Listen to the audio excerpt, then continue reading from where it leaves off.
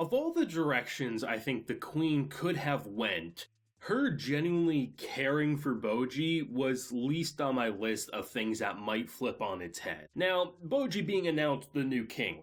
Kind of saw that one coming, but I knew it wasn't going to last. There's no way, because honestly, truth be told, him not being named king saved his life. And I truly believe there's a multitude of factors at play on why the queen went in the direction she did. But first and foremost, he would have been assassinated, not only just within the own castle, like, I'm pretty sure people would have rose up and abandoned the kingdom, because the king that they followed, that they believed in, was a giant force of nature. And out of the two, Boji wasn't who they would follow. So I think there's a multitude of factors on why the queen had a change of heart from literally being a mother to him to then being very cold, but then no matter what, if push came to shove and he was in trouble, she would stay by his bedside healing him all night long. It feels to me that we're in a kingdom that is very realistic for the type of time period they're portraying, because the way the characters are acting, from night codes to civilians to the idea of a queen who ultimately she has to, in terms of public appearance, treat one better than the other. And it's something that I don't think she never originally planned on doing, but when everyone makes fun of this kid, if you showed favoritism to, it's just one of those things that's messy, right? You wish it didn't go that direction. Does it excuse some of the cold behavior? No. But it also says to me some of that cold behavior might have been to literally save his life, because he would never be king from the kingdom's eye. So at the very least, we'll keep him safe. And unfortunately, we got a Joffrey situation with Daida, and he became a horrible scumbag. And that warning at the end of the episode, the bad feeling, it says to me that he's going to kill his mother. And I don't think Boji will ever see the queen again. And I think him leaving and going on that mission probably saved his life, at least temporarily. There was just an emotional roller coaster this week. I mean, I know Boji's Swordmaster isn't someone a lot of people want to trust, but I think it's just kind of similar to the Queen. Your back's stuck against a very difficult place, you can't move, and of all the characters that could have ended up seemingly dead, and I'm not going to say he's fully dead just yet, given that he pretty much had like this kind of like snakes kind of pulling him underground, at least that's what I assume happened. But I mean, when we had a spear user versus a snake man who literally seems like he's pulled straight from Aladdin, that's kind of the impression I got. And he's kind of a badass, even though he rubs me the wrong way at times. I was kind of like under the impression that he would actually end up being like Boji's greatest ally. I just kind of assumed like they're going to go that kind of twisted direction where actually his Swordmaster maybe wasn't going to be the best of friends to Boji, but then he actually had some genuine care about him, which maybe he still does kind of care about him, given the fact that, I mean, the snake, his, like, master snake anyway, the three-headed where one head's gone, like, that snake's alive because of Boji. So it's interesting, but I mean, the way he ended up, like, killing him, or at least attempting to kill him with the spear thrust, I mean, that was animated so cleanly, and the rotation and vibration to just completely knock him on his ass, like, I was not expecting that. I thought that was going to be like the biggest, most shocking element, that seemingly Snake Master might be dead or is on death's doorstep. Nope, the queen actually caring for Boji was the biggest shocker. And I had my suspicions when the episode kicked off and you saw her hands, but at first you didn't see her face, you just saw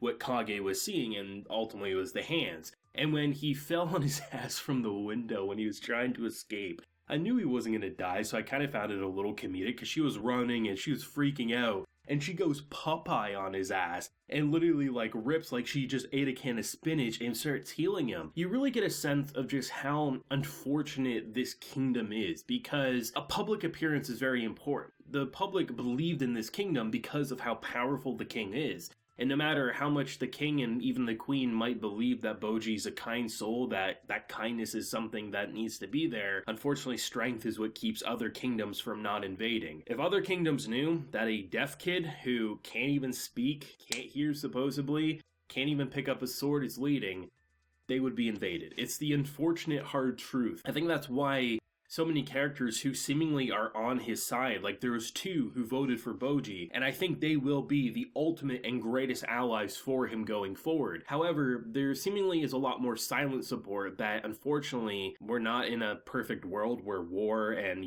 public appearance doesn't matter.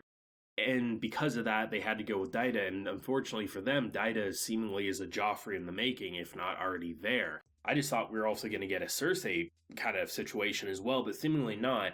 And that's what makes that entire situation so compelling, because, I mean, of all of the directions of who might be a better person, I don't think many people put the Queen on their list. And I'm sure there's going to be a lot of people who, like, throw a lot of shade at the Queen, because she did some shitty things, and she said some shitty things. Hell, Boji seemingly believed that there was a change of heart, and maybe there was, but ultimately the person who's always been there for him ever since seemingly his mother died, it was this Queen, and the Queen is the reason he gets to go on the journey. And she didn't just send him off by himself either. It's not like she sent him on a suicide mission. She sent him with someone who could do sign language and also could protect him. So it's going to be interesting. I mean, we're in a world where a dagger-wielding king, someone with, a ninja's type build is not going to be looked at well. They're going to talk shit about. I'm curious if Kage is going to be met up with on this journey, because apparently we're going to the parents, but that ain't going to go over too well. There's just so much about this show that is peak quality, and I've said it now for 3 weeks. I really think this will be my anime of the year. It's easily my anime of the season, and I am blown away by the quality and so happy we're getting a back-to-back 2-core, because this shit is pure passion. I'm generally curious though, because now that we're on the road, and I mean, because even if he got to be king for an episode or two, somehow there would be like some form of revolt. Either the people would say, screw this, we're gonna leave unless DIDN becomes king. But I'm glad that they did go the direction of like a formal like legal way for their kingdom to like push him out. It wasn't just like the Queen ripped it up and said no, which honestly was another reason I thought we were getting a Game of Thrones situation where, she's just kind of a bitch and that's how it's gonna be. And to see the revelations of the past, and the snake in particular, I absolutely love. Because when the snake said that they were indebted, I was like, what the hell? How does this little kid become indebted to this giant monstrosity who seemingly really likes him and saying he has way more support than he realizes? And then you see the backstory where, because it looks like from a mother's perspective, the snake's attacking, but because he's just such a kind-hearted soul, he just wanted it to feel better. And it's so interesting to see the type of allies a kid like him can make, where you look at episode 1 and how everyone looked down upon him. It seemed like he had no allies besides maybe his father, but actually looking back, it seems like there's a lot of powerful people who want Boji on the throne, but unfortunately, even if it wasn't for DIDN, even if DIDN didn't exist, it seems like the people would never follow a king like him, which is very painful to admit, but god damn, this show is passion, it's quality. It is easily the best anime I'm watching this season, and I'm watching a fair few of damn good ones. Let me know your thoughts and feelings, though, about the shocking revelations, the great animation, the fantastic art direction, and the surprising turn of events about characters, because it doesn't excuse actions, but it definitely explains actions, I find. But let me know your thoughts down below. Where do you think episode 4 is going to take us? Leave a like if you enjoyed and subscribe if you're new around here. So until next time, everyone, please take care and have a good one.